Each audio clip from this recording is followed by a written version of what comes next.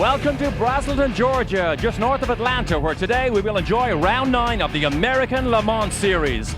Now this is a physical, mental and mechanical battle between the world's top sports car teams, reaching for the ultimate bragging rights. Now let's go quickly to our Dodge starting lineup. And there is the man that some people think is the best sports car driver in the world right now, Alan McNish on the pole, and beside him his teammate Emanuele Pirro, total domination.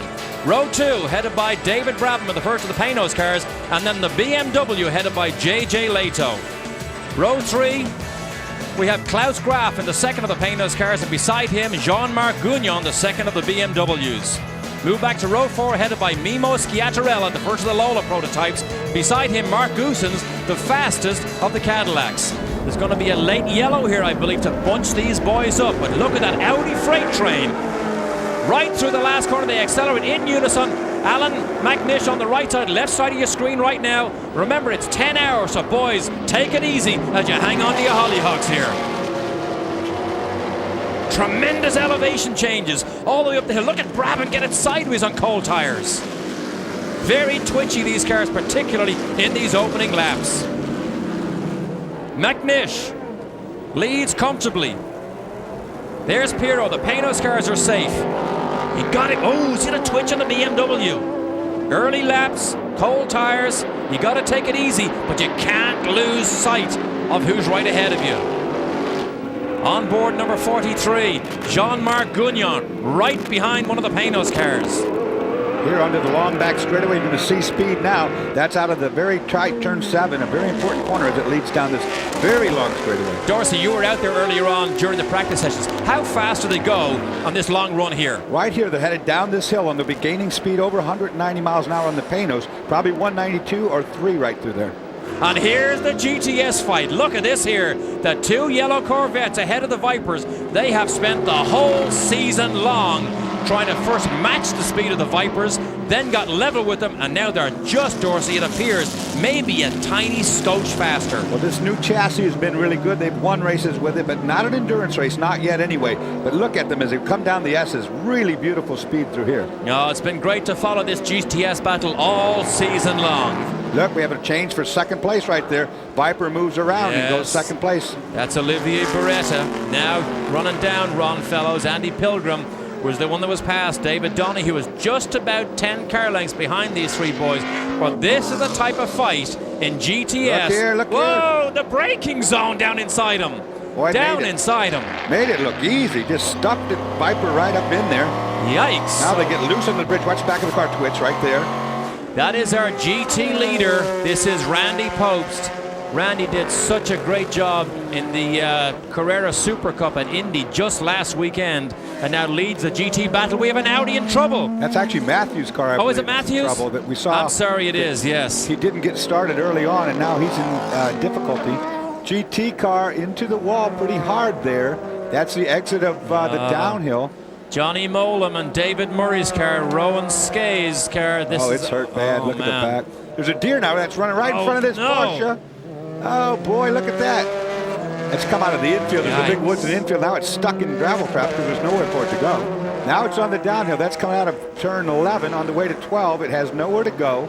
It's stuck by this wall. Jumps it. Good deer. But on board the number 3 Corvette, driven right now by Ron Fellows. But just a few moments ago, have a look at what happened here. This is one of the Panoz cars. Boom! Drop kicks the Corvette, Dorsey, right off the road. And that's exactly what Dick Barber was complaining about, these guys being rude. And you saw him just slam Ron Fellows right in the door and pushed him right off the track. We hear the 78 may be on his way to the pit lane. Stay on board here. Yes, he is. He, we believe, has just been black flagged for passing under a local yellow. Stop and go. Calvin? Yes, it was a stop and go penalty, Derek, for an incident passing under yellow. Actually involved that Gunnar Jeanette incident. The car driven by Pirro didn't see the yellow. I think he went to pass the Panoz, which had slowed momentarily, and the official saw it. So it was a stop and go. Tyres are waiting here for the #1 Panoz, the car which is in second place. No question and doubt, David Bradman is going to double stint this car. The leader, I understand, is in the pits, and Calvin, you're with it. Yes, I am. Alan McNish stays behind the wheel, gets a calm drink there, and I do not believe there's going to be a tyre change on this car. And this is the number 9 Cadillac, and this is Butch Leitzinger. I can tell from the helmet it is, in fact, Butch Leitzinger that's sitting in there. But I believe we're forced into this pace car situation because Butch Leitzinger is still buried and they cannot drag that Cadillac. Brabham did not pit during that full course yellow, and that has vaulted him to the head of the line here. So Brabham's car will be a little bit lighter because it's burned more fuel, but it's on older tires, and here comes McNish. Brabham is not going to let that car go by easily. Oh. Yeah, we just had, I saw something fly. I saw it and I didn't say it. Bill Oberlin just holding his arm there. Escaped a huge crash. And now we'll sit down. He's drafting at the wrong place, right behind the guy. Goes around, there's the same identical flip. Now that's the Porsche bridge. Oh, no. Oh, and it lands on its side. Much worse crash than last year. Much worse. He impacts the wall. Wow. Driver's side. This car's still running over 100 miles per hour. That was a vicious impact. It is all calm just for a few minutes. We're about to go green again after that spectacular crash with Bill Oberlin. McNish leads. J.J. Leto and Jörg Mueller are second in the BMW as we take the green, and McNish is on his way again. Clear of traffic, and just look at the traffic jam. Oh, we have a Panoz in trouble back there at the very back of that shot. One of the cars. Oh, the number 5, one of the Barber cars. I think they got together. They must have got together. Mueller. He's back in. They changed that left front, Derek, but we believe there's suspension damage when he got back on course at speed. But let's just take a little peek at a replay. This is the number 5 Porsche. Oh, just got whacked right there by the Panoz. There he is right there, Magnussen, in all sorts of trouble. Now there's no room up the top of that hill. Look here, boom! Gets into the 5 car. Lucky they didn't have a big accident right there. Dirk Mueller in the car, we believe, and I don't see that there's much wrong with it. I think the car's okay, except they lost the time in the pits repairing the flat tire and the broken wheel, etc. Yeah, in fact, they lost the lead. Now Boris Said in the BMW leads the GT category from Randy Popes, Bruno Lambert, and Lazzaro. We see one of our Vipers in trouble here. The number 91 car that was second in the GTS category. Karl Wendlinger is behind the wheel. And you know what? We don't know, but I would almost bet he hit somebody. After becoming a fan of racing with the movie Winning in 1979, Paul Newman came to Road Atlanta, driving right there, one of those Nissans that he became so familiar with. Of course, today he was making his return to Road Atlanta after a bit of an absence, and he is out of the car. The reason? Contact, although it did not look like it was really his fault. There is the car, the Dick Barber Racing number 15. The Lola comes down, Gavin squirts through that hole, and there's not much of a hole there, and he's got to avoid that curb on the right. Newman can't really move to driver's left anymore to leave a lot more room, and there you go, you end up with contact. There's another one of the GT cars, the number 66 car, that looks on the front straightaway. That's Kevin Buckler's car. Dindo Capello has just climbed into the leading car, and Tom Christensen has just climbed into the 78 car. At the front, it's come off the 78. We didn't expect that. A whole load of rubber in the front. Now, I can't see any reason why they have changed the front of that car, but they certainly have. Now look at this. This is very interesting here. There is the 3rd place Audi, the red and silver, number 78. The overall leader right in front of him in the hands now of Ronaldo Capello, and right in front of them is the 2nd place BMW, currently driven by Jörg Mueller, and the Audi's coming. There's another GT car there. They both get through, and now that margin is down to just a couple of feet at this stage as they launch and onto that long back stretch. And here we go over the rise, and you saw right there Christensen moved over just a little bit. Now he's tucked into the draft, and more traffic up front. Christensen's definitely got a toe. He's thinking about it. He makes a move, but there's traffic up front, 3 abreast, and Christensen down the inside. Mueller watches him go. Bit of a wiggle there as well. Definitely on the binders, on the limit, but he made it work. But now Mueller thinking about it, not going to happen there, and we have a new 2nd place car. Watch out. No. Here comes Mueller. He gets a run right to the grass almost. This is not done yet, guys. Here we go, Mueller. gets it back. Change of momentum happens just that fast. This battle here for second is so compelling right now. It is very much so. Here he goes. Christensen down into turn 6, knifes down to the inside of Mueller. Made that look relatively easy. Mueller shows his nose. Not quite. There's the number 7 BMW down in pit lane, and it's not just necessarily a standard pit stop, because it had a bit of a moment not long ago out on track that might have hastened the pit stop. Jeremy, it got away from him big time coming down through the S's. And it didn't look like there was any contact with any other cars, and those P cars very lucky. Look at the closing right here also on the Viper. And there's the Olive Garden machine. Now the wing is gone, the right front corner is damaged. Mimo Scattarella is behind the wheel of that car. Well, there you go. That'll do it right there. And again, one of the Audis very close. So there was contact, and then there was probably more contact with the concrete down there. Here's a good look at Tom Christensen, who, Calvin, you were going through some strategy concerns here, and it looks like this yellow has played right into their hands. Well, Capello didn't get by the 78 machine, and when we got the caution, the pace car would pick up the leader of the race. That allowed Christensen essentially to go to the back of the pack, and he also made a pit stop just a moment ago, so he's full of fuel. He's at the back of the pack, and he's now on the same lap as the leader. Pace car is in, and we are going back to green onto the front straight, and Dindo Capello leads away from one of the Panoz machines down a lap. And what we're really interested in, although here's a big move, this could be, that is the number 3 Corvette, has moved down and inside one of the Vipers, picking up a spot.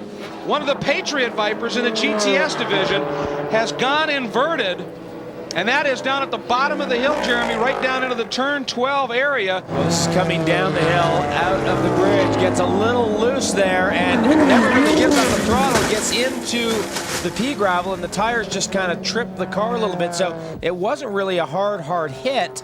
It's just that the car ended up on its lid. And as you can see, the lights are out on the pace car, so we look to be going green. But Sandy, when we went yellow, there was some consternation for the leading Audi. Absolutely, and with Alan McNish, we saw the pace car pick up the field. You're frustrated with what happened. What did you see, and why are you so angry about it? Well, we're very angry because the regulation states very, very clearly that the leader is picked up by the pace car, and the pits are completely closed until then. No one can pit. No one can take advantage of that strategy. And the leader the regulations designed to allow the leader the first chance to pit. But they didn't do that. They allowed other people to pit prior to picking up the leader, which meant that effectively we lost 2 or 3 laps of the ability on the strategy to move the strategy. Yeah, we also had one of our Dams Cadillacs go almost 4 wheels off coming out from under the bridge. That was a bit of a dicey moment. They saved it and lost a lot of time, and we watch everybody cycle through turn 1. There's Leto aboard the BMW, nice and clean. Panoz following in suit. The 78 machine of Tom Christensen, I think, still behind the wheel of that car. Yep, and he has been incredibly quick as of late, as we watched, ran down and took second away from the BMW, and now being on the same lap and only 8.5 seconds adrift of the team number 77 machine. All right, here comes the 77 leader down through turn 10, and here is the 78 machine. I mean, as I said, it was 8.5 seconds in terms of time. There's the distance, that's the gap. That's not a lot after 5 hours of racing, essentially. Oh, very close down through 12. He got bottled up bad, and here comes Leto. Look at him go to the inside. Michele sticks to the inside there, protects his line, but Leto got him on the outside. Leto, the BMW, now on the same lap. The top 3 on the same lap. And there we see Alboreto once again getting traffic in the very critical turn 12. Christensen getting a run down the inside. That's the lead, and he takes the lead. And look at Magnussen going with them, but we have a new leader here. 5 hours in, 500 miles into an endurance race, and they're battling back and forth for the lead. Now the question is, can Christensen catch the BMW? Look at that. Oh, they hit. Magnussen, damage to the back left rear of the Audi, certainly, and the right front of the Panoz. Let's take another look at it from the tails away angle here, guys. Now this is the 3rd lap in a row. The car blocked by a GT car, and you can see, look at Magnussen. He wants to go to the inside. He gets blocked a little bit. And that was actually a pretty big hit, and I'm amazed Christensen kept that car on the racetrack. And definitely some damage to the underwing. You can see the black fiberglass shattered there. And the number 51, that's the Dick Barber machine, and it is Bob Wallach, has gone off over there, teamed, of course, with young Sasha Maassen, and Wallach is off, and they were second in the GT category, Calvin.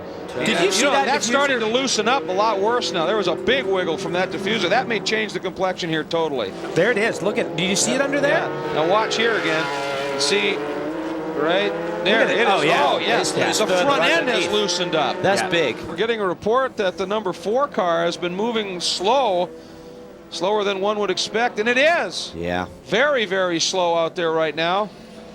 We have to see it. Oh, here comes later. Whoa. Oh, and once again, just that dive move. That was not good. But this 4 car is Kelly Collins way behind off the pace. wheel. He's probably trying to get the car running or determine what is wrong with the car on the radio to the pits. Those guys are in the lead. Same lap as the Vipers, and you can't afford these little mistakes. Oh, and a big fire at the back of the 08 GTS car. A big one. Normally that would indicate a turbo is let loose and it has spewed oil all over the place. And they quickly are getting out of that car, understandably. There's a good look at the number 91 Viper of Olivier Beretta. Carl Wedlinger is behind the wheel, however. And of course, with that wheel problem for Kelly Collins in the number 4 Corvette, Wedlinger finds himself in 8th place overall and in the lead in GTS right now. And better still, perhaps, is on the same lap, but some 40 seconds back is the team car, the number 92 Viper. And so he's got that little bit of a buffer before you get to the first of the vets, which now is number 3 Ron Fellows. And this is our GT leader, the number 5 car. Remember, the 51 car did end up in the P gravel. They pulled it out, but the 5 car is leading in GT, but 4 laps back is the Dick Barber team car, the 51 car. Christensen is working some magic here. He is in the pit lane and heading right down into the pit. There you can see the diffuser on the ground, and it has just worn flat away. Calvin?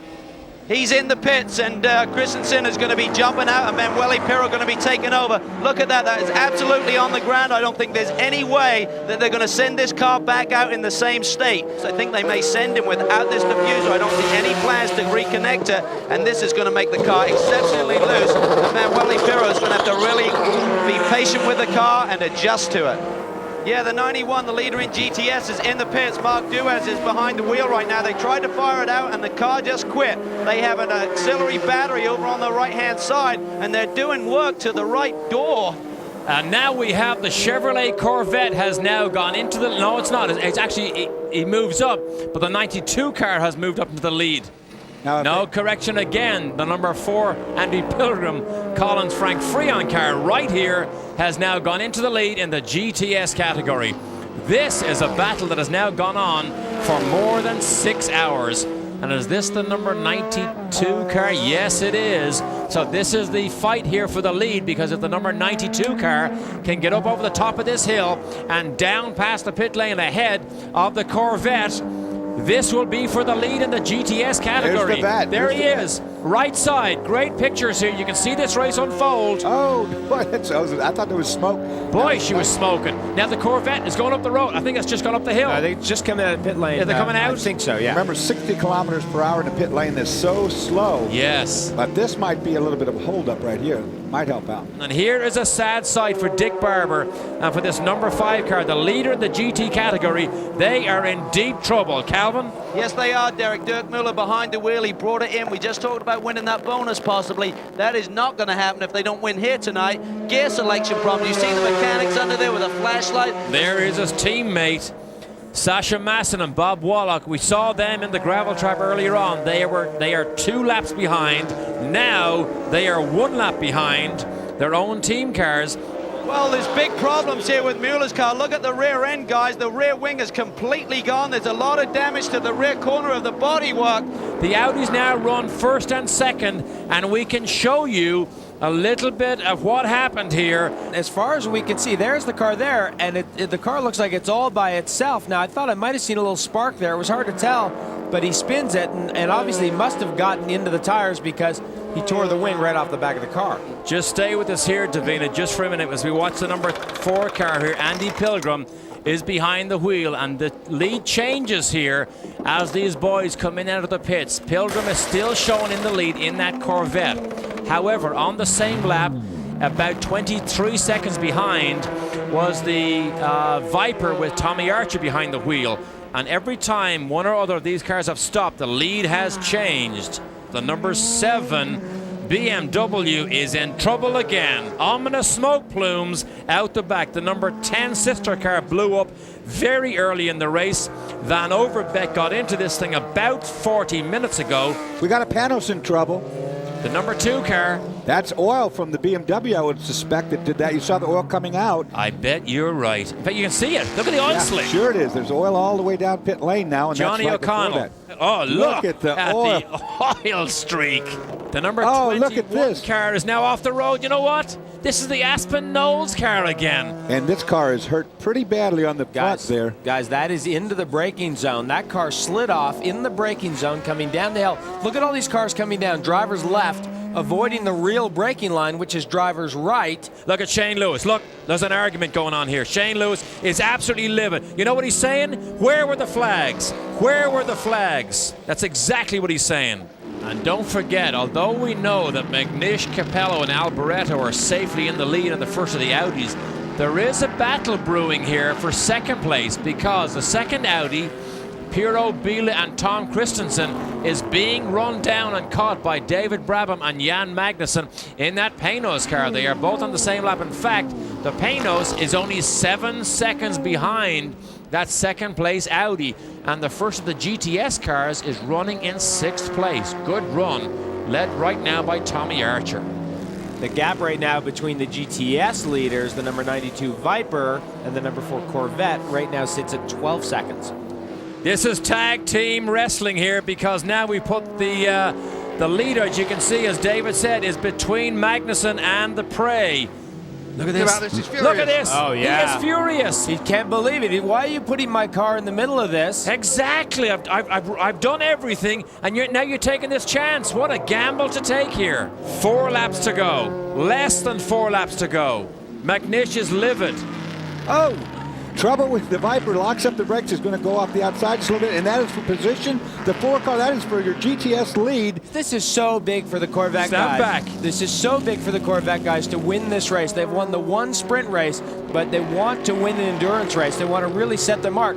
And if the Viper guys are going to leave, this is really their last chance in the 2000 season to set their mark on one of these major endurance races. 3 laps to go. Oh, look at this. Look at the Viper, blocks him. Oh, Inside. the brake zone. The brake zone for turn 1. Ah, Pilgrim goes down the inside. The Viper's off. He's going to have a, good save so far. He tried to stop the move by the Corvette and he wasn't strong enough. And now the boys can celebrate. There is Biele in the brake zone. There is Magnussen. Oh, and he's right there. And with 1 lap to go, they'll get the white when they go down through turn 12. White flag, it's not over yet. This is far from over. Biele is hanging on for all he's worth, and there is the white flag. 1 more lap to go. The leader was just behind these guys, so the leader has taken the checker. You can see Alboreto and McNish, they've won this race. But remember, these guys were just in front of the 77 car. Oh, and he's right there. Who, baby? 2 1 more turns corner. to go. 2 Top more. of the hill. Will the traffic play a part here? Top of the hill. Magnus is going to force the issue. No, they clear the traffic, and Biele comes home in second. Magnussen hangs on for third.